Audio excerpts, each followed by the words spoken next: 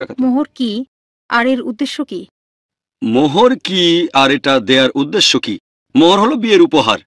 পবিত্র কোরআনে সূরা নিসা 4 নম্বর অধ্যায় 4 নম্বর আয়াতে আছে যে তোমরা বিয়ের সময় নারীদেরকে মোহর প্রদান করবে।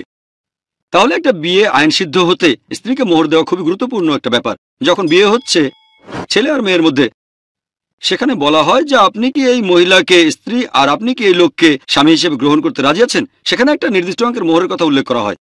কোনো বিয়ে আইনসিদ্ধ হতে গেলে মোহর দেওয়া বাধ্যতামূলক। একটা হাদিসে বলা হয়েছে যে মোহরের কোন রকম সীমানা নেই। পবিত্র কোরআনে সূরা নিসা 4 নম্বর অধ্যায়ের 20 নম্বর আয়াতে আছে মোহর হিসেবে অগাধ সম্পদও দেওয়া যায়। অন্যদিকে একবার এক সাহাবী বলেছিলেন, আমি বিয়ে করতে চাই কিন্তু আমার টাকা নেই। তোমার কাছে টাকা নেই? না, নেই। নবীজি তখন বললেন, তুমি কি কোরআনের কোনো আয়াত জানো? তিনি বললেন, হ্যাঁ, আয়াতগুলো তোমার স্ত্রীকে শেখাও, সেটাই মোহর। তাহলে আপনি আপনার স্ত্রীকে কোরআনের কয়েকটা আয়াত শেখালে সেটাও মোহর হতে পারে। এটা হাদিসে বলা মোহরের সর্বনিম্ন সীমা, আর সর্বোচ্চ হলো অগাধ সম্পদ। তাহলে মোহরের কোনো সীমা রেখা নেই। তবে মোহর সাধারণত ঠিক করা হয় হবু স্বামী তার স্ত্রীকে যেটা দেবে, এটা আর্থিক অবস্থার উপর ভিত্তি করে। সাধারণত মোহরের সীমা নেই, তবে এটা নির্ধারণ করা হয় হবু স্বামী এবং স্ত্রীর আর্থিক অবস্থার উপর ভিত্তি করে। আর এই মোহর বিভিন্ন ক্ষেত্রে ব্যবহার করা যায়। মানুষের একটা ভুল ধারণা আছে যে মোহর ব্যবহার করা ডিভোর্সের সময়। ডিভোর্স দেওয়ার সময় মোহরের টাকা ব্যবহার করবেন, এটা হয়তো অনেকগুলো কারণের একটা। বিয়ে করার সময় কি ডিভোর্সের কথা চিন্তা করেন? বিয়ে করার সময় চিন্তা করবেন যে এই লোকের সাথে সারা জীবন থাকবেন ইনশাল্লাহ। লোকটাও ভাববে মেয়ের সাথে সারা জীবন থাকবে, ডিভোর্সের কথা ভাববেন না। মোহরের ব্যবহার ডিভোর্সের সময় তখন ব্যবহার করা যেতে পারে যদি আল্লাহ না চান ডিভোর্স হয়ে যায়। তবে মোহর হলো বিয়ের উপহার। আমাদের ইন্ডিয়ার কালচারের নিয়মটা উল্টো। এখানে হবু স্ত্রী তার স্বামীকে যৌতুক দেয়। এটা অবস্থানের উপর ভিত্তি করে। গ্র্যাজুয়েট পাত্র হলে 1 লক্ষ টাকা লাগবে, ইঞ্জিনিয়ার পাত্র হলে 5 লক্ষ টাকা, আর ডাক্তার হলে 10 লক্ষ টাকা। মনে হবে যেন বাজারে গরু ছাগল বিক্রি করা হচ্ছে।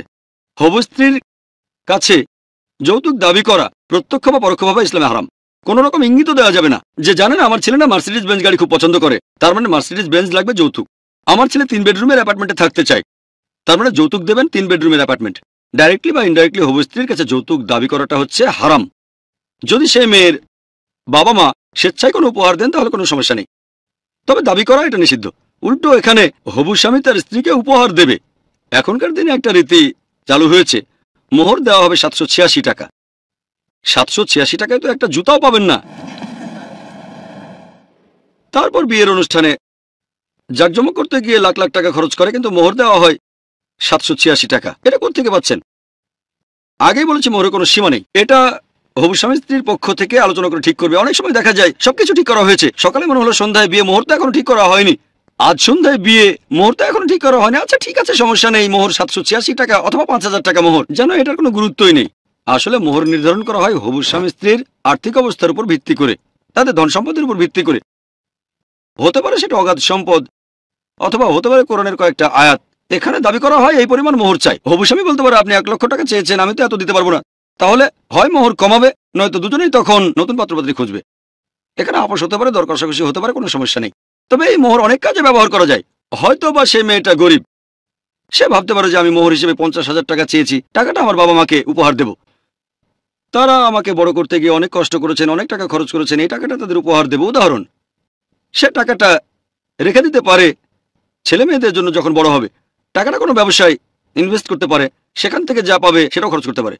এই মোহরের একমাত্র মালিক সে নিজেই। আর মোহর দেওয়া যাবে 3 উপায়ে। প্রথমটা হচ্ছে নির্ধারিত মোহরের পুরো টাকাটাই আপনি বিয়ের সময় দিয়ে দেবেন।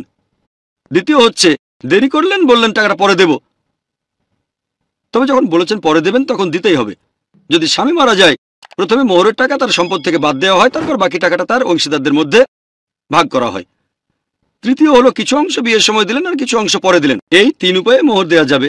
মোহর বিভিন্ন কাজে ব্যবহার করা যায়, তার মধ্যে একটা ব্যবহার হচ্ছে আল্লাহ না চান যদি ডিভোর্স হয়ে যায় তাহলে স্ত্রীর কাজে লাগবে। এটা হলো অনেকগুলো কাজের মধ্যে একটা ব্যবহার। আশা করি উত্তরটা পেয়েছেন।